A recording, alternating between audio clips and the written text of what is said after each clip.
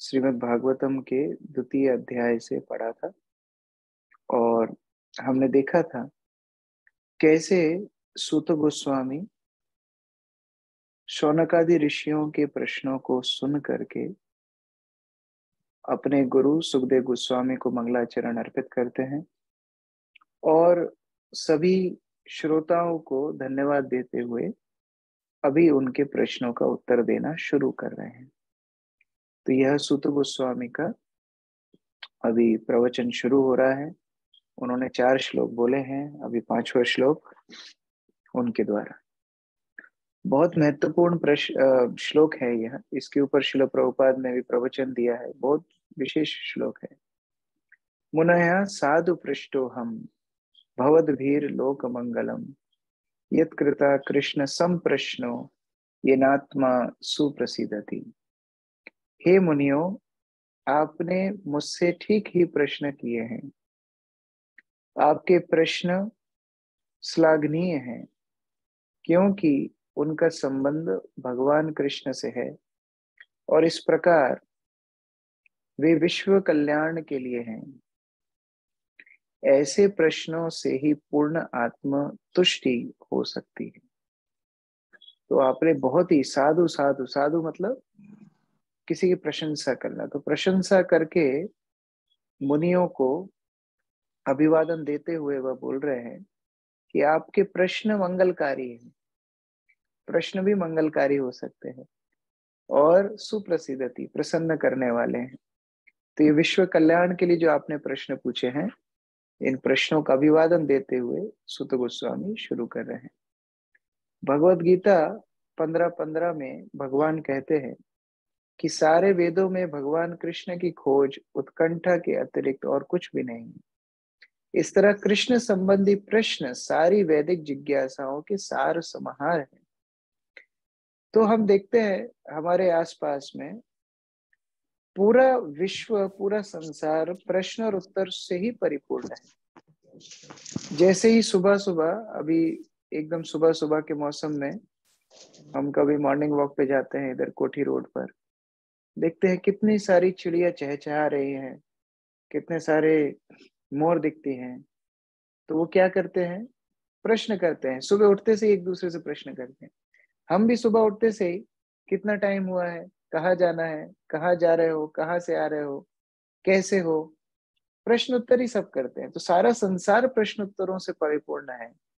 लेकिन जब यही प्रश्न भगवान के प्रति होते हैं, अथा तो ब्रह्म जिज्ञासा, तब वास्तविक प्रश्न उत्तर सार्थक होते हैं। और इन्हीं प्रश्न उत्तरों को परिपूर्ण करने के लिए वेद हैं। भगवान गीता में बताते हैं, वेदैश्च सर्वैर अहम एव वेद्यो वेदांत कृत वेद विद एव चाहम, कि मैंने ही वेदों का संकलन किया है और वेदों द्वारा मुझे ही जानना चाहिए। मैं वेदों का सार अति सार लक्ष्य, परम लक्ष्य मैं ही हूँ। तो उस प्रकार से प्रश्नोत्तरों की सर्वश्रेष्ठ स्थिति है भगवान के लिए भगवान संबंधित प्रश्न करना। और वही प्रश्न शौनकादि ऋषियों ने करे और सूत गोस्वामी उनको अभिवादन देते हुए आगे बढ़ रहे हैं। अगला पैराग्राफ पढ़िए। कृष्ण हमारे अंतरंग स्वामी, मित्र, पिता या पुत्र तथा माधुर्य प्रेम के लक्ष्य प्रियतम है। कृष्ण को भूलकर हमने प्रश्नों तथा उत्तरों के अनेक विषय बना लिए हैं, किंतु इनमें से किसी से भी हमें पूर्ण तुष्टि नहीं हो पाती। कृष्ण के अतिरिक्त सारी वस्तुएं क्षणिक तुष्टि प्रदान करने वाली है। अतः यदि हम पूर्ण तुष्टि चाहते हैं तो हमें कृष्ण विषयक प्रश्नों तथा उत्तरों को ग्रहण करना होगा। बिना प्रश्न किए या उत्तर दिए हम क्षण भर भी जीवित नहीं रह सकते।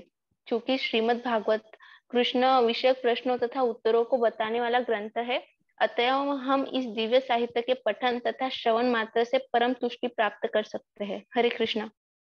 तो प्रश्न और उत्तर तो हमें करने ही पड़ेंगे, लेकिन अगर हम वास्तविक प्रश्न उत्तर करना चाहते हैं तो भगवान संबंधित प्रश्न करने हैं और भगवान संबंधित उत्तरों का हमें श्रवण करना है। तब हम हमारी आत्मा वास्तविक तुष्टि प्राप्त करेगी। और यह प्रश्न उत्तरों का समूह श्रीमद् भागवतम में मिलता है। अभी हम देख रहे हैं प्रथम स्कंद में कैसे सूत गोस्वामी और सौनकादि ऋषियों के बीच में प्रश्न उत्तर चल रहे हैं। द्वितीय स्कंद से हम देखेंगे कैसे परीक्षित महाराज और सुखदेव गोस्वामी के बीच में प्रश्न उत्तर चल रहे हैं। आगे हम तृतीय स्कंद से देखेंगे कैसे विदुर और मैत्रेय के बीच में प्रश्न उत्तर चल रहे हैं। आगे और भी बहुत सारे प्रसंग, युधिष्ठिर और नारद मुनि, बहुत सारे प्रसंग आएंगे जहां हम लोग प्रश्न उत्तर देखेंगे। तो यह प्रश्न उत्तरों को बोला जा रहा है जगत मंगलम। ये जगत को मंगल करने वाले प्रश्न हैं। तो अब जब उन्होंने सूत गोस्वामी ने सौनकादि ऋषियों के प्रश्नों का अभिवादन किया, अब वो पहले प्रश्न का उत्तर दे रहे हैं। सावै पुंसाम परो धर्मो यथो भक्ति रदोक्षजे अहेतु किया प्रतिहता ययात्मा सुप्रसिद्धति। यह श्लोक इस्कॉन के लिए या पूरे विश्व के लिए ही बहुत महत्वपूर्ण श्लोक है। सभी भक्त इसको मार्क कर सकते हैं याद करने के लिए। और जो लोग इस दुनिया में धर्म के नाम पर, जाति के नाम पर, शास्त्रों के नाम पर लड़ाई कर रहे हैं, उनको यदि यह श्लोक के बारे में पता पड़ जाए तो और कोई जीवन में लड़ाई या मतभेद की संभावना नहीं रहेगी। यह श्लोक इतना महत्वपूर्ण है। इसका अनुवाद पढ़िए। संपूर्ण मानवता के परम व्रती धर्म वही है जिसके द्वारा सभी मनुष्य श्री भगवान की दिव्य प्रेमा भक्ति प्राप्त कर सकते। ऐसे भक्ति निस्वार्थ तथा अखंड होनी चाहिए, इससे आत्मा पूर्ण रूप से तुष्ट। हाँ, तो धर्म क्या है? सावई पुंसाम। पुंसाम मतलब सभी मनुष्यों के लिए। धर्म क्या है? धर्म है ये तो भक्तिर अधोक्षज। अधोक्षज मतलब जो भगवान श्री कृष्ण हैं उनको अधोक्षज बोला जाता है। क्यों अधोक्षज बोला जाता है अभी हम तात्पर्य में देखेंगे। वो अधोक्षज भगवान कृष्ण की भक्ति करना, यह सभी पुंसा मनुष्यों के लिए परम धर्म है। धर्म तो बहुत सारे हैं, धर्म बहुत हैं, जाति धर्म, पड़ोसी धर्म, बहुत कुछ धर्म लोगों ने बना रखे, लेकिन वास्तविक परो धर्म यानी कि परम धर्म जो है, सभी धर्मों का जो परिकाष्ठा है वह है अधोक्षजा की प्रेमा भक्ति, भगवान कृष्ण की प्रेम भक्ति। और वो भक्ति कैसी होनी चाहिए? दो यहाँ पर विशेषण बताए गए हैं। अहेतु की अप्रतिहता। एक तो अहेतु की भक्ति होना चाहिए जिसमें कोई हेतु ना हो, जो निस्वार्थ भावना से की जाए वह भक्ति होती है। जो स्वार्थ से किया जाए वो तो व्यापार होता है।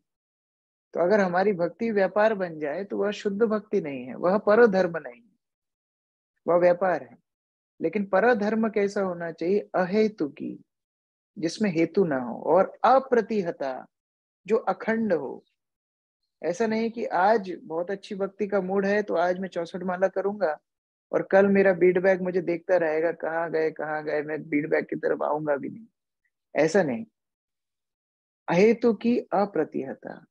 जब हम इस प्रकार करेंगे, ययात्मा सुप्रसिद्धति, जो आत्मा हजारों लाखों वर्षों से, जीवात्मा इतने सारे करोड़ों जन्मों से जिस सुप्रसिद्ध, जो आनंद के लिए भटक रही है, वह आनंद, वह संतुष्टि, वह तुष्टि प्राप्त होगी यह शुद्ध भक्ति करने के द्वारा। तो यह धर्म की परिभाषा सूत गोस्वामी बता रहे हैं। तात्पर्य पढ़िए।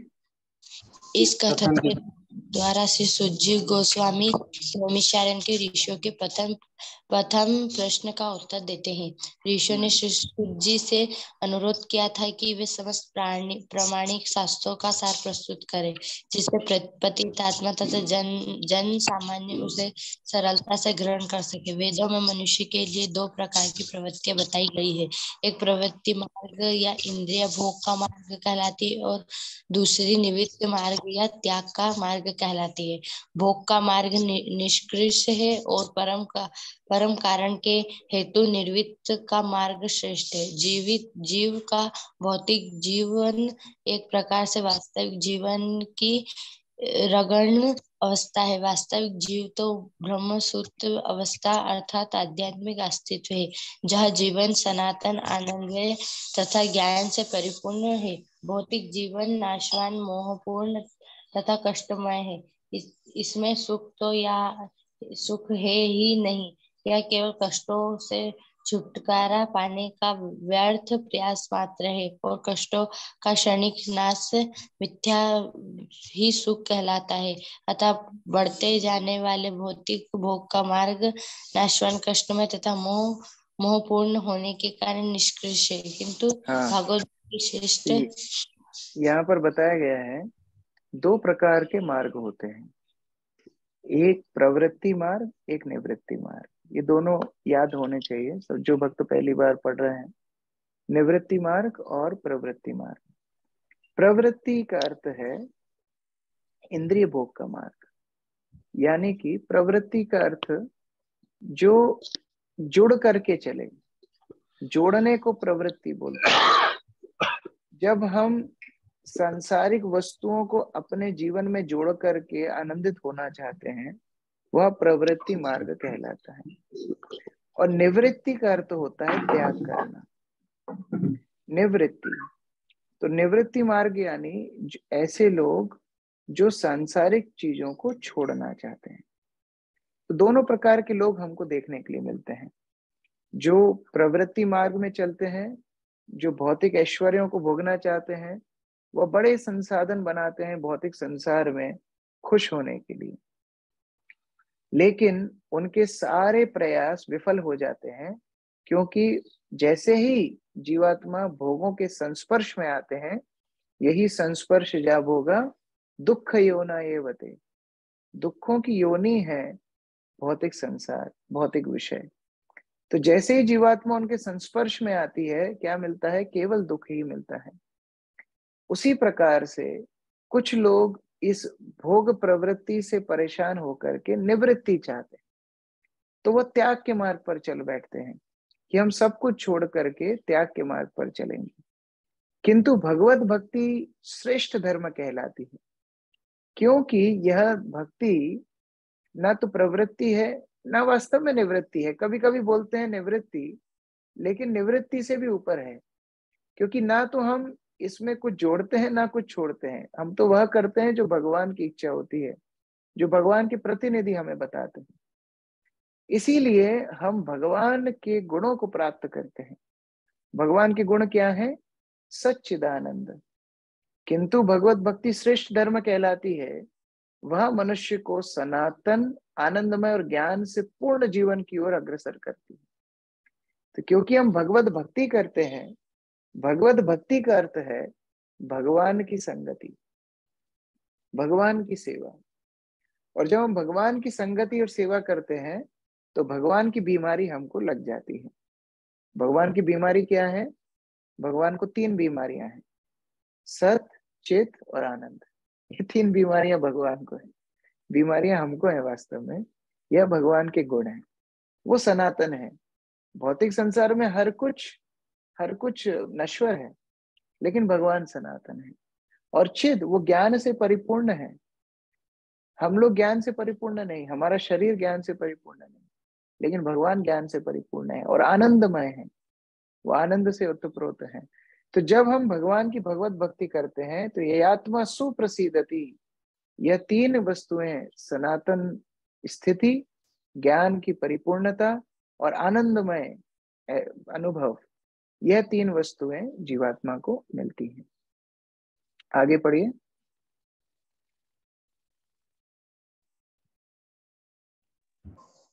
जब इसमें निष्कृष्ट गुण मिल जाते हैं तो यह कभी कभी दूषित हो जाती है। उदाहरण, भौतिक लाभ के लिए ली गई कई भक्तिमय सेवा प्रगतिशील निवृत्त मार्ग में बाधक है। इस रगड़ जीवन को भोगने की अपेक्षा संन्यास या सर्व त्याग की श्रेष्ठ वृत्ति है।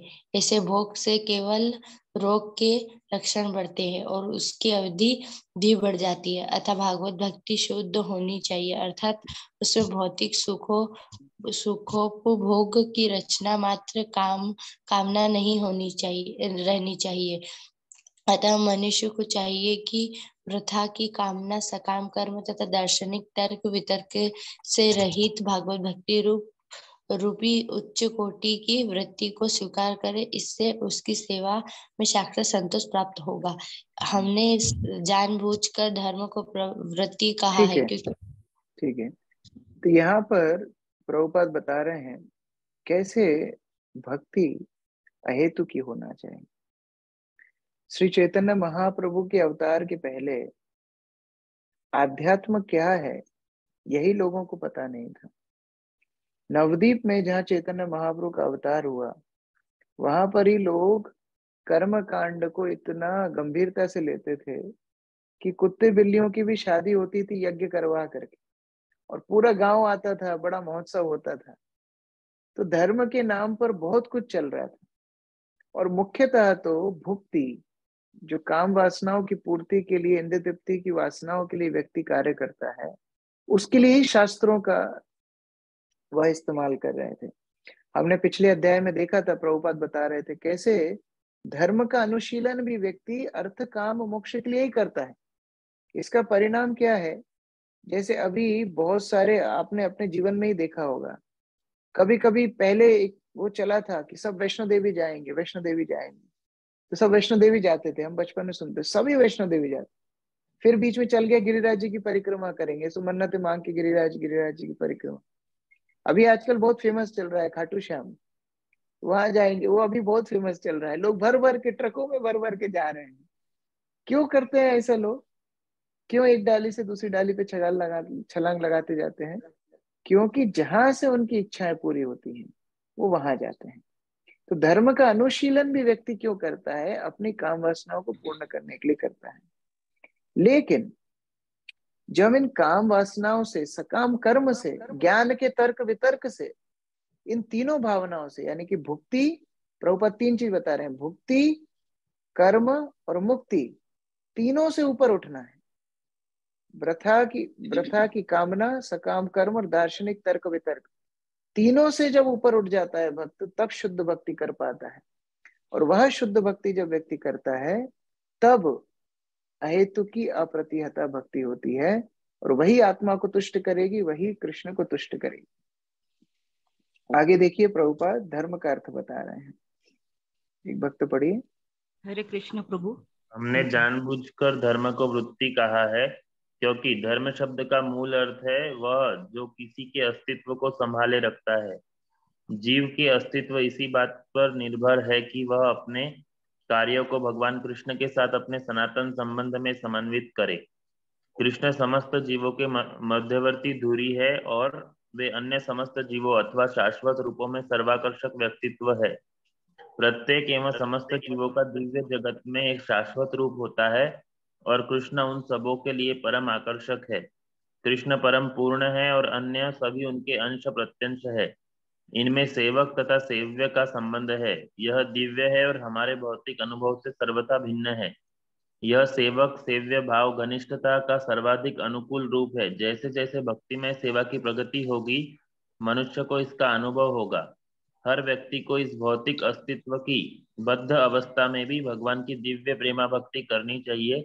इससे मनुष्य को क्रमशः वास्तविक जीवन का संकेत प्राप्त हो सकेगा और पूर्ण तुष्टि का आनंद मिलेगा। हरे कृष्ण। तो प्रभुपाद बता रहे हैं कि धर्म एक वृत्ति है, इंग्लिश में बोलते हैं ऑक्यूपेशन। ये हमारा कार्य, मतलब क्या बोलेंगे इसको, ऑक्यूपेशन मतलब जैसे ब्राह्मण का कार्य है शास्त्र अध्ययन, तो ये उसकी वृत्ति है, तो ये उसका धर्म हुआ। तो जीव का धर्म केवल किसी वेशभूषा से नहीं, धर्म का कृष्ण जीव का धर्म केवल कैसा तिलक उसने लगाया है, सीधा लगाया है या ऐसा लगाया, उससे नहीं। जीव का धर्म केवल रीति रिवाजों से नहीं। जीव का धर्म है उसकी वृत्ति क्या है, उसका ऑक्यूपेशन क्या है, उसकी ऑक्यूपेशनल ड्यूटी क्या है। और वह जीव का धर्म है भगवान की नित्य सेवा। जिस प्रकार एक अंश का कार्य होता है उसकी मूल की सेवा करना। मान लीजिए आपके घर में एक बहुत बड़ी मशीन है और उसमें से एक नट बोल्ट नीचे गिर जाए, तो आप अगले दिन उसको झाड़ू में बाहर फेंक देंगे। जब तक वो नट बोल्ट मशीन में है तब तक वह अपनी परम स्थिति में है तब तक उसका मूल्य है, तब तक वो सब मशीन की सेवा कर रहा है। जैसे ही वो मशीन से अलग हुआ वैसे ही वो झाड़ू में फेंक दिया जाएगा। उसी प्रकार से हम भगवान के अंश हैं, हमारे कार्य है भगवान की सेवा करना। जब तक हम इस सेवक भाव को बना करके रखेंगे तब तक हमारा अस्तित्व शुद्ध है, तब तक हमारा अस्तित्व आध्यात्मिक है। जैसे ही हम अपने पूर्ण से पृथक हो जाते हैं वैसे ही हमारा जीवन, हमारा अस्तित्व निरर्थक हो जाता है। और ऐसी स्थिति भौतिक अस्तित्व कहलाती है, बद्ध अवस्था कहलाती है। तो अब हमारा जो यात्रा है, हमारी जो यात्रा है वह इस भौतिक अस्तित्व की बद्ध अवस्था से भगवान की दिव्य प्रेम भक्ति तक की यात्रा है। और इस यात्रा को ही धर्म बोला जाता है। जब जीवात्मा अपने शाश्वत रूप को समझ जाए, जब वह उस रूप को, शाश्वत अस्तित्व को पुनः प्राप्त करने के लिए प्रयत्नशील होता है तो उस क्रिया को धर्म बोला जाता है। इसीलिए अलग अलग युगों के अलग अलग धर्म होते हैं। सत्ययुग में यही सेव्य धर्म, यही मूल जो स्वरूप है जीवात्मा का, उसका साक्षात्कार होता था ध्यान से। त्रेता युग में वही साक्षात्कार होता था यज्ञ से, द्वापर में वही साक्षात्कार होता था पूजा अर्चना से, और कलियुग में वही साक्षात्कार हरिनाम संकीर्तन से और सेवा से होता है। तो उसी प्रकार धर्म का मतलब ही है जिससे हमारी वास्तविक चेतना का विकास हो। और अगर यह स्थिति अगर हम समझ जाएं तो कोई मतभेद नहीं होना चाहिए, क्योंकि जितने भी रीति रिवाज हैं, जो कुछ भी हम करते हैं, चाहे भक्ति में हो चाहे बाह्य समाज में हो, उनका एकमात्र उद्देश्य होना चाहिए हमारी कृष्ण चेतना का विकास। अगर हमारी कृष्ण चेतना का विकास नहीं हो रहा है, आगे के श्लोकों में हम देखेंगे, तो वह केवल श्रम है।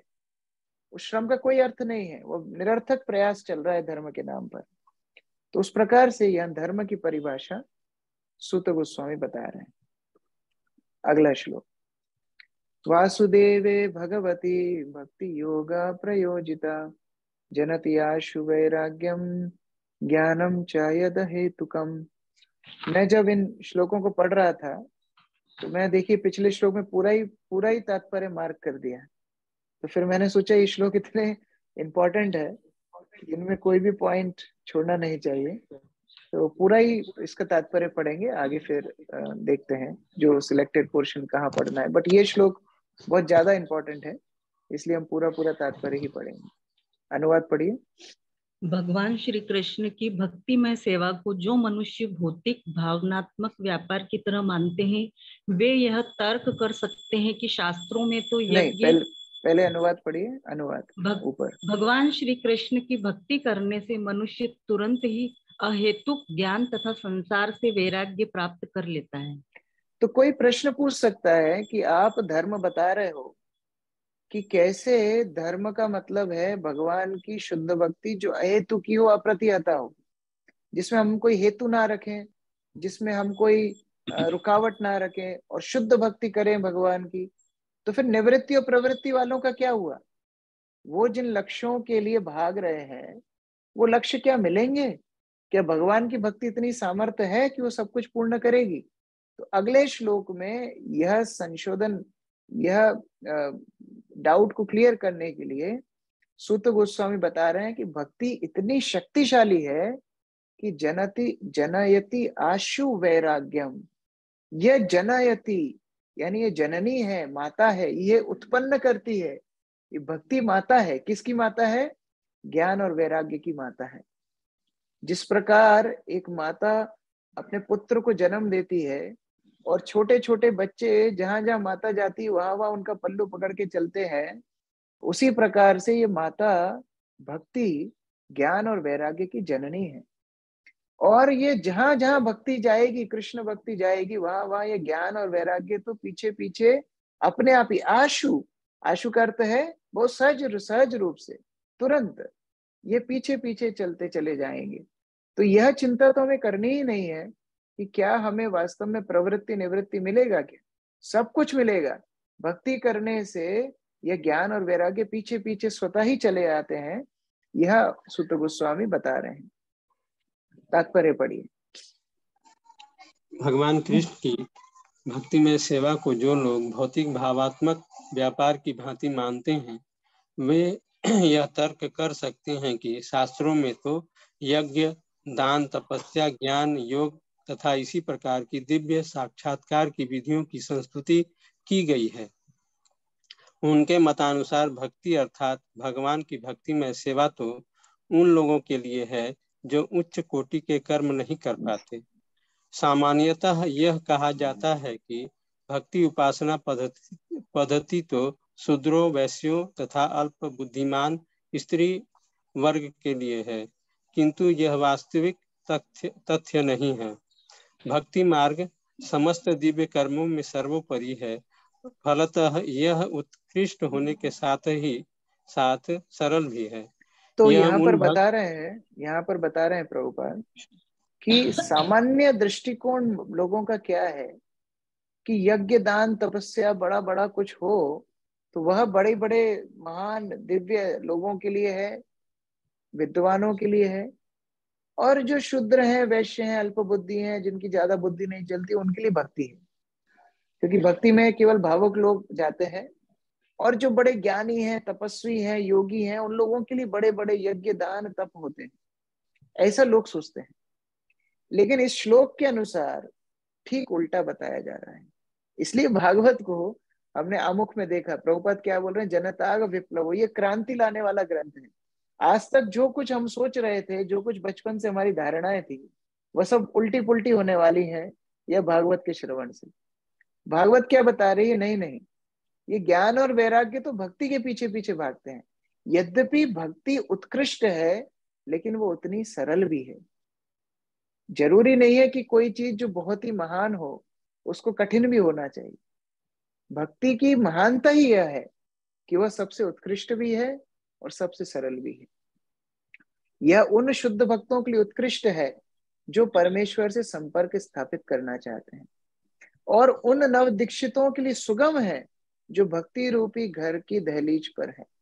यानी कि जो अभी नए नए भक्ति में आ रहे हैं, उनके लिए बड़ी सहज है, बड़ी सिंपल है भक्ति। और जो शुद्ध भक्ति के स्तर पर पहुंच गए हैं, उनके अनुभव में ये शुद्ध भक्ति सर्वोच्च उत्कृष्ट है, जो सारे ज्ञान, वैराग्य, सबकी जननी का अनुभव शुद्ध भक्त उनको करते हैं।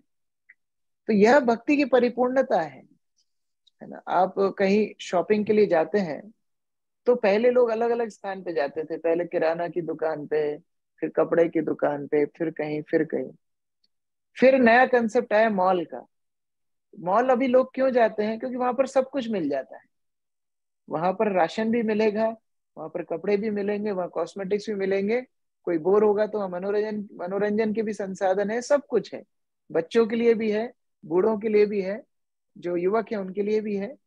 उसी तरह भक्ति इतनी महान है कि जो नवदीक्षित है, शूद्र है, जो अल्पज्ञ लोग हैं, उनके लिए भी भक्ति है। और जो महान वैरागी, ज्ञानी, उत्कृष्ट, जो संसार से मुक्त होना चाहते हैं, ऐसे निगमगामियों के लिए भी यह भागवत सबसे उत्कृष्ट है। यह भागवत पद्धति भक्ति सर्वश्रेष्ठ है। तो उस प्रकार से यह भक्ति का गुणगान सुत गोस्वामी कर रहे हैं। आगे पढ़िए।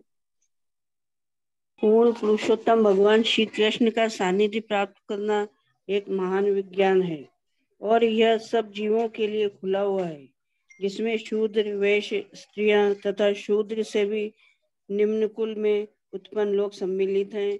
तो फिर गुण संपन्न ब्राह्मणों तथा महान स्वरूप सिद्ध राजाओं जैसे उच्च कोटि के लोगों के विषय में कहना ही है। यज्ञ, दान, तप इत्यादि नाम से प्रचलित अन्य उच्च कोटि के कार्य, ये सभी सूत्र उप सिद्धांत हैं जो शुद्ध तथा वैज्ञानिक भक्ति पद्धति का अनुगमन करते हैं। यह सब उप सिद्धांत है, यानी कि ये आश्रित सिद्धांत है। आश्रित सिद्धांत का मतलब क्या होता है? यज्ञ का एक प्रयोजन है। यज्ञ का प्रयोजन क्या है, हम आगे देखेंगे। संसिद्धिम हरितोषणम, वर्णाश्रम का, यज्ञ का, दान का, तप का, इन सब का एकमात्र जो लक्ष्य है वह है संसिद्धिम हरितोषणम, भगवान हरि की तुष्टि, उनकी संतुष्टि, उनकी प्रसन्नता। लेकिन शुद्ध भक्ति इतनी बलवान है कि वो भगवान को भी आकर्षित कर लेती है। देखो, एक है ज्ञान या तप के द्वारा भगवान को प्रसन्न करना, यानी भगवान की तरफ बढ़ना। और भक्ति इतनी शक्तिशाली है कि भगवान को अपनी तरफ खींच लेती। तो यह आश्रित तत्व नहीं है, ये आश्रय तत्व है। दोनों में अंतर है, एक है आश्रित, एक है आश्रय। तो ये यज्ञ ज्ञान तप सब कुछ भक्ति के ऊपर आश्रित है, लेकिन भक्ति स्वतंत्र है, पूर्ण विज्ञान है, जिससे हम भगवान को अपनी तरफ भक्त आकर्षित कर लेता है। आगे पढ़िए। दिव्य अनुभूति के मार्ग में ज्ञान तथा वैराग्य के सिद्धांत दो महत्वपूर्ण कारक है। संपूर्ण आध्यात्मिक विधि भौतिक तथा आध्यात्मिक प्रत्येक वस्तु के पूर्ण ज्ञान तक ले जाती है, और इस पूर्ण ज्ञान का फल यह होता है कि मनुष्य भौतिक राग से विरक्त होकर आध्यात्मिक कार्यों में अनुरक्त हो जाता है। भौतिक राग से विरक्त होने का अर्थ पूर्ण रूप से निष्क्रिय हो जाना नहीं है, जैसे कि अल्प ज्ञान वाले लोग सोचते हैं। निष्कर्म का अर्थ है ऐसे कर्म ना करना जिनका अच्छा या बुरा प्रभाव पड़े।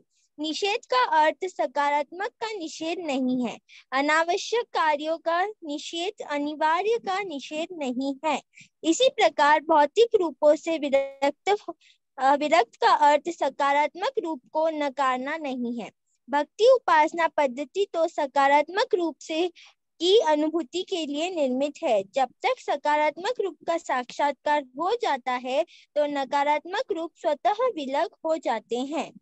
तो यहाँ पर बताया जा रहा है कैसे ज्ञान और वैराग्य दोनों ही आध्यात्मिक मार्ग में बहुत विशेष स्थान रखते हैं, और इनका मतलब है कि व्यक्ति भौतिक कल्मशों से विरक्त होकर के आध्यात्मिक स्तर पर पहुंचना चाहता है। लेकिन इसके बारे में भी लोगों की भ्रांति क्या है कि सारे कर्मों को छोड़ दो तो भौतिक संसार से आप छूट जाओगे, लेकिन इसका अर्थ यह नहीं है। नैष्कर्म का अर्थ है कि ऐसे कर्म जो अच्छा या बुरा दोनों ही प्रभाव न डालें, क्योंकि पुण्य भोगने भी आपको भौतिक संसार में आना पड़ेगा, पाप भोगने भी आपको भौतिक संसार में आना पड़ेगा।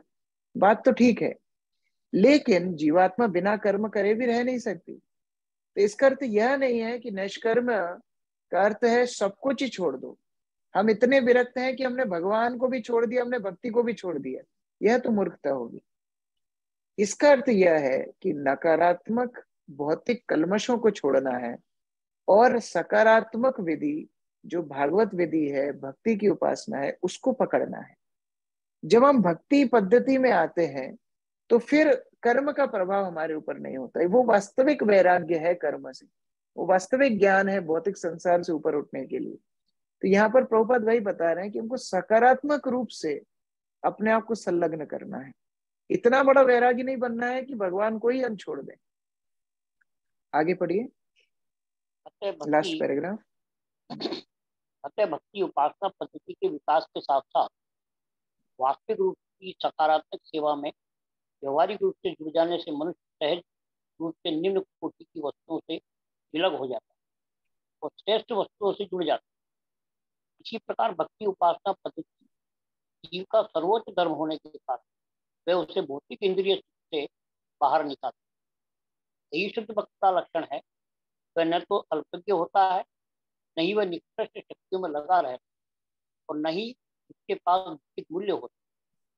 यह केवल शुद्ध चिंतन से संभव नहीं है, यह तो केवल भगवत कृपा से ही संभव हो। निष्कर्ष यह है शुद्ध भक्त है, यह है कि जो शुद्ध भक्त है यानी सभी उत्तम गुणों से पूर्ण होता है तथा ज्ञान वैराग्य आदि, किंतु जिसमें केवल ज्ञान का वैराग्य होता है तो भक्ति उपासना पद्धति के नियमों से पीछे परिचित हो यह आवश्यक नहीं है। भक्ति योग मानव जाति का सर्वश्रेष्ठ धर्म। तो यहाँ पर प्रभुपाद बता रहे हैं कि कैसे निकृष्ट वस्तुओं को छोड़ने के लिए हमको उत्कृष्ट वस्तुओं को पकड़ना पड़ेगा।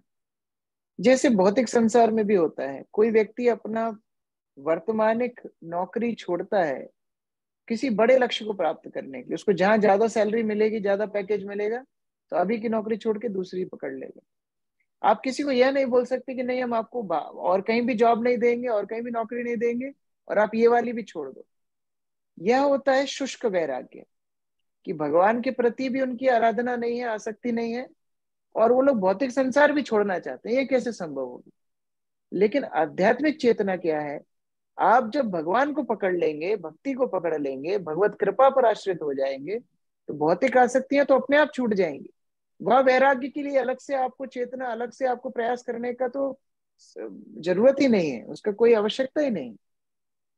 तो उस प्रकार से भक्ति इतनी सर्वश्रेष्ठ है कि वो सारी उपलब्धियां आध्यात्मिक जगत की किसी भी स्तर के व्यक्ति को दे सकती है।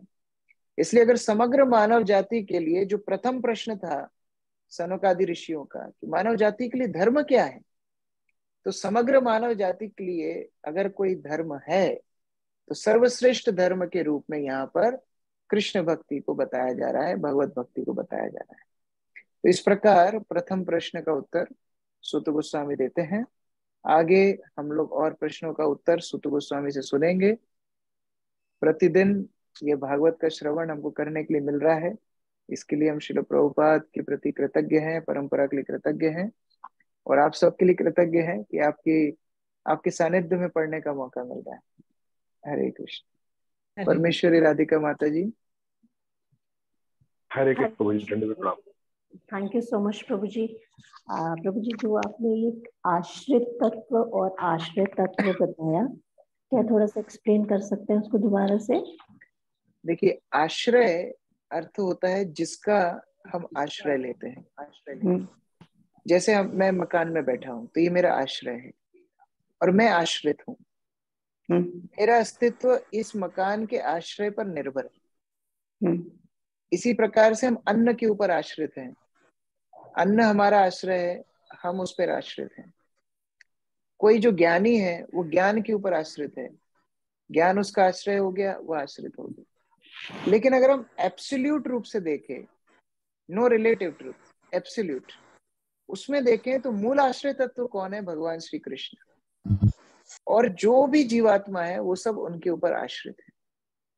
अगर हम भक्ति के कॉन्टेक्स्ट में देखें, भक्ति तो भगवान से अभिन्न है। तो जो अगर अलग अलग आध्यात्मिक जो रास्ते हैं, मार्ग हैं, उनमें भक्ति आश्रय तत्व है। जितने भी मार्ग हैं, ज्ञान, तप, यज्ञ, जो भी है, ये सब आश्रित हैं। अगर उनमें भक्ति नहीं रहेगी तो वो निरर्थक हो जाएंगे। जैसे गीता में भगवान बोलते हैं, पत्रम पुष्पम फलम तोयम, ये आश्रित हैं। पत्र चढ़ाना, पुष्प चढ़ाना, भोग लगाना, यह क्रिया है, ये आश्रित है। किसके ऊपर आश्रित है? भक्ति उपरितम, भक्ति के ऊपर। अगर उसमें भक्ति नहीं होगी तो आप कितने भी पुष्प चढ़ाइए, वो निरर्थक हो गया। उसी प्रकार से कितना भी कोई ज्ञान करे, कितना भी तप करे, कितना भी यज्ञ करे, अगर उसमें भक्ति नहीं है तो निरर्थक हो गया। इसका मतलब है वो सब भक्ति के ऊपर आश्रित है। लेकिन रिवर्स करते हैं, अगर किसी के पास भक्ति है, उसके पास पुष्प नहीं है, उसके पास पत्र नहीं है, तो क्या भगवान उसकी भक्ति स्वीकार नहीं करेंगे? भक्ति स्वीकार होगी।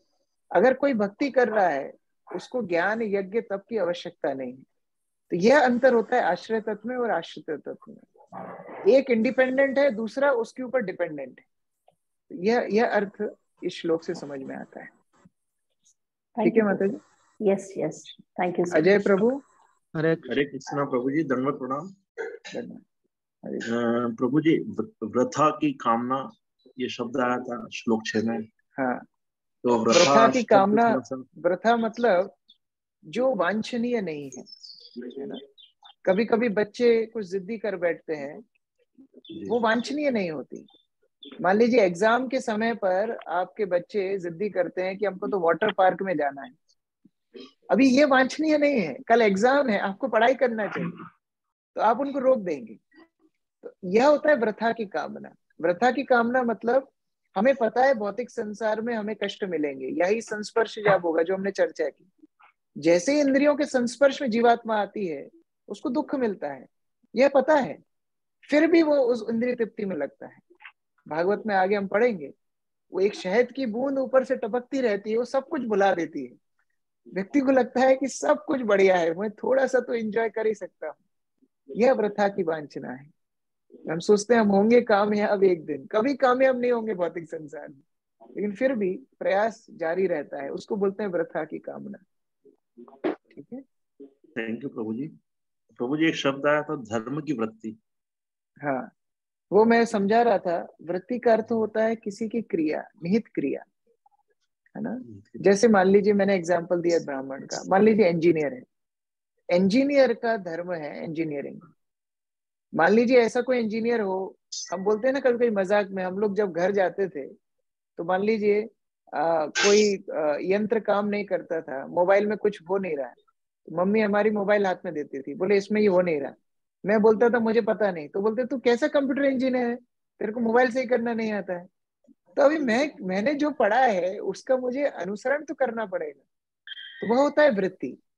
तो वास्तविक धर्म क्या है, वो आत्मा की वृत्ति है। वह क्या है, सेवा, भक्ति, यह आत्मा की वृत्ति है। जो आत्मा कृष्ण सेवा भक्ति नहीं कर रही है, वो अपना धर्म पालन नहीं कर रही है। भले वो कितने ही झंडे लेकर के घूमे, कितना ही वस्त्र बदले, कितने ही तिलक धारण करे, यह आडंबरों से भक्ति का प्रदर्शन नहीं होता है। हाँ, यह सब आवश्यक होते अगर इनमें भक्ति जुड़ी होती, जैसा कि अभी परमेश्वरी माता से चर्चा हो रही थी। अगर इसमें भक्ति जुड़ी होती तो ये सब सार्थक हो जाते। लेकिन अगर इनमें भक्ति नहीं जुड़ी है तो वह अपने वृत्ति से बहुत दूर चला गया है। वो ऐसा इंजीनियर है जिसको कुछ भी नहीं आता है, तो फिर हम उसको इंजीनियर क्यों बोलेंगे, है ना। अभी मैं एक और देख रहा था, अगर आपके नाम के आगे डॉक्टर लगा है ना, भले आप पीएचडी वाले डॉक्टर हो, उसने पीएचडी करी, उसको डॉक्टर लगा है, उसको कुछ मेडिसिन के बारे में पता नहीं है, लेकिन एटलीस्ट उसको फर्स्ट एड आना चाहिए। यह नियम अभी निकल रहा है। अगर आपके नाम के आगे डॉक्टर लगा है तो एटलीस्ट आपको फर्स्ट एड आना चाहिए। क्यों? क्योंकि कहीं भी समस्या में लोग बोलेंगे अरे आप डॉक्टर हो, आपको इतना भी नहीं आता है। तो यह वृत्ति मतलब है जीवात्मा का धर्म। तो अगर धर्म है कृष्ण सेवा, कृष्ण सेवा नहीं कर रहा है तो अपनी वृत्ति से बड़ा दूर चला गया है, उसको हम धर्म नहीं बोल सकते। तो वह अर्थ है। ठीक है, हरे कृष्णा। विनीत प्रभु। हरे कृष्णा प्रभु जी। हाँ, ये एक शब्द, 3 शब्द इसमें आए, भुक्ति, कर्म और मुक्ति। तो मुझे थोड़ा सा देखिए, सर्वप्रथम जीवात्मा जब सबसे निम्न स्तर पर होता है, सबसे निम्न, तो वह स्तर कहलाता है भुक्ति। भुक्ति का अर्थ है अपनी इंद्रिय तृप्ति होना चाहिए चाहे कुछ भी हो। जैसे लोग जीवात्माओं को, मान लीजिए पशु योनि में कोई जीवात्मा है, मेरे स्वाद के लिए मैं उसकी हत्या करूंगा, कोई बात नहीं, लेकिन मेरा स्वाद बरकरार रहना चाहिए, मेरी इंद्रिय तृप्ति चलती रहनी चाहिए। यह भुक्ति होती है। चाहे वो शास्त्र अनुरूप हो, चाहे वो शास्त्र विरुद्ध हो, उसको कोई मतलब नहीं। इससे ऊपर आता है कर्म। कर्म शास्त्र अनुरूप होता है। हाँ, मुझे भुक्ति चाहिए, मुझे इंद्रिय तृप्ति चाहिए, लेकिन मैं शास्त्रों की बात मान के करूंगा। अब शास्त्र जिस प्रकार से बोलेंगे मैं करूंगा। मान लीजिए मुझे मांस भक्षण करना है, तो शास्त्रों में क्या लिखा है? हाँ, वेदों में लिखा है आप अमावस्या के दिन काली पूजा करके, बलि दे करके, मंत्र उसके कान में बोल करके कि मांस अभी मैं तुमको खा रहा हूँ, अगली बार तुम मुझे खाना। सब पद्धति पालन करूंगा, फिर उसको पूरे बांटूंगा, फिर खाऊंगा, और गांव के बाहर जाकर के करना पड़ेगा, गांव में नहीं, इतना सब हेडेक करके करूंगा, लेकिन मैं शास्त्रों की बात मानूंगा। ये कर्म हो गया। धीरे धीरे उस कर्म से व्यक्ति शुद्ध होता है। फिर अगला स्तर आता है ज्ञान का। व्यक्ति सोचता है अरे इतने झंझट में पढ़ने के बाद भी मेरे को इंद्रिय तृप्ति तो इतनी सी मिल रही है, बिल्कुल क्षणिक, और मैं फंसता ही चला जा रहा हूं, क्योंकि मैंने इतने पशुओं को मार दिया और मैं उनको बोल रहा हूँ कि अगला जन्म में तुम मुझे खाना, अगला जन्म में तुम मुझे खाना, तो मेरे को कितनी बार बकरा बनना पड़ेगा। तो वह उसको समझ में आता है कि इससे अच्छा तो मैं यहाँ से मुक्त हो जाऊं, ये कर्म बंधन से मुझे मुक्ति चाहिए। तो फिर वो मुक्ति के स्तर पे आता है, जहां वो ज्ञान और वैराग्य को प्राप्त करके भौतिक संसार को छोड़ करके आध्यात्मिक संसार में जाने की इच्छा करता है। अब ऐसे ज्ञानियों में से कोई एक विरला भक्ति पथ पर आता है, जो ये समझता है कि अगर मैं सब कुछ छोड़ भी दूं तो मैं पकड़ूंगा किसको। मैंने छोड़ तो दिया, भौतिक संसार छोड़ दिया, लेकिन मैं किसके आश्रय को लेकर के ऊपर उठूंगा। वह व्यक्ति भक्ति में आता है जो आश्रय भगवान कृष्ण का लेकर के आगे बढ़ता है। तो ये क्रम रूप से है, पहला भक्ति स्तर, फिर कर्म स्तर, फिर ज्ञान स्तर, फिर भक्ति स्तर। इसमें बीच में छोटे मोटे स्तर और भी हैं, जैसे ज्ञान के साथ योग स्तर भी है, अष्टांग योग का। कर्म के साथ उपासना योग भी है, जहाँ देवी देवताओं की उपासना व्यक्ति करता है। तो बहुत कुछ इसमें सब डिविजन्स हैं, बट मेन है भक्ति, कर्म, ज्ञान और फिर भक्ति, उस प्रकार से। ठीक है। हरे कृष्ण प्रभु जी, दंडवत प्रणाम। हरे कृष्ण। हरे कृष्ण। श्रील प्रभुपाद की जय। समवेत भक्त वृंद की जय। ग्रंथराज श्रीमद् भागवतम की जय। निताई गौर प्रेमानंदे। हरि हरि बोल। बोल प्रभु जी।